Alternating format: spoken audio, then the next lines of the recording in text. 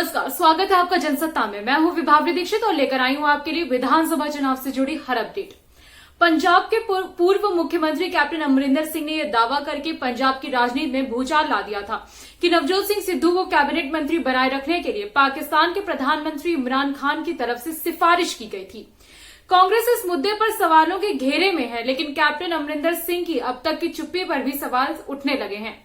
Captain Amarinder Singh के आरोपों पर अब नवजोत सिंह सिद्धू ने भी प्रतिक्रिया दे डाली है।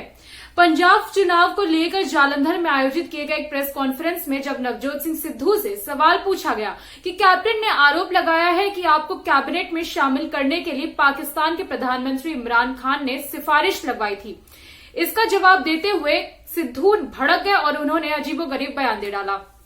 सिद्धू ने कहा कि कैप्टन अमरिंदर सिंह के इन बातों का पंजाब की तरक्की से क्या लेना देना है, उन्हें अमृतसर लेकर जाओ और झटके लगवाओ।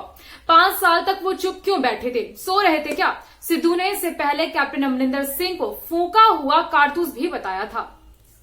सपा सुप्रीमो मुलायम सिंह यादव ने पार्टी कार्यकर्ताओं से गणतंत्र दिवस पर बुधवार को सभी देशवासियों का संविधान को मजबूत करने का आह्वान करते हुए कहा कि देश की रक्षा और सम्मान के लिए हम हर त्याग करने के लिए तैयार हैं।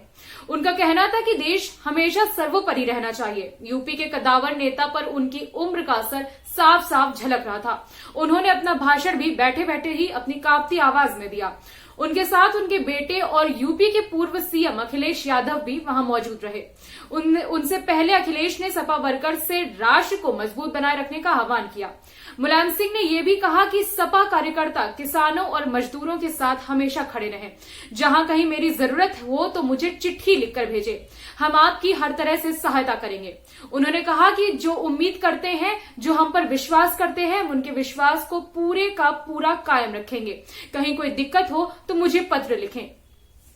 उत्तराखंड में इस बार विधानसभा चुनाव में गुरु और चेले आमने सामने होंगे। कुमायूं मंडल की रामनगर विधानसभा सीट से पूर्व मुख्यमंत्री और कांग्रेस की चुनाव अभियान समिति के मुख्य संयोजक हरीश रावत ने अपने चेले कांग्रेस के प्रदेश कार्यकारी अध्यक्ष रंजीत सिंह रावत की उम्मीदें ध्वस्त कर दी हैं।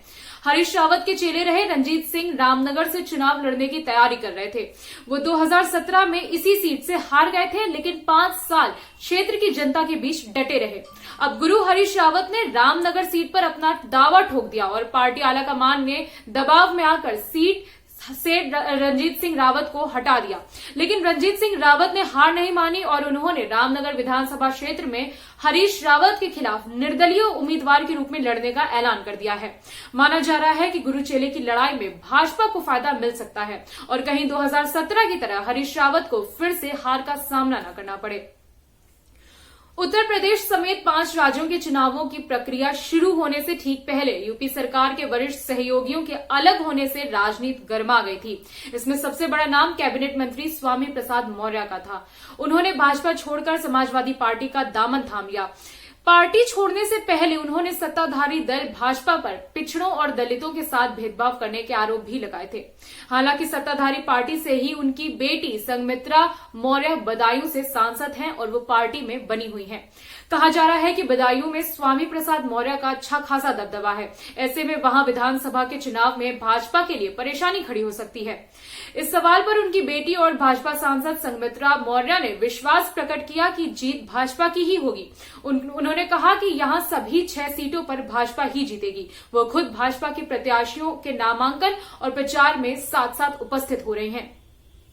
उत्तर प्रदेश विधानसभा के चुनावी मैदान में उतरने के लिए सभी पार्टियां तैयार हैं। 10 फरवरी को पहले चरण का मतदान होने वाला है।